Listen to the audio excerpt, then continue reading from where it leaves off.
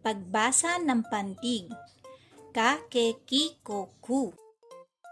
Bago ang lahat, please don't forget to like and subscribe to my channel. Kamusta mga bata?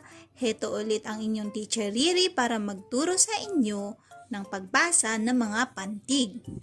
Una ko itong babasahin at sundan niyo ako. Ka,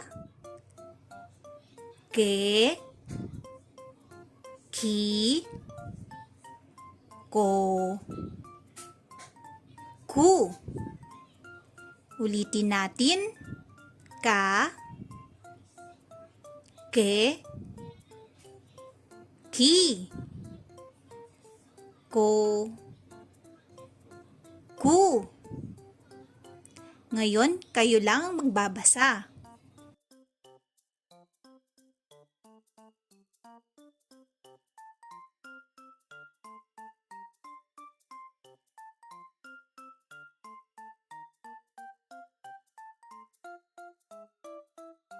Good job! Ngayon, basahin natin ang mga salita na nagsisimula sa pantig. Ka, ma, kama. Ke, so, keso.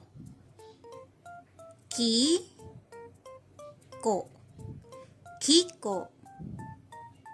Ko, che, kotse.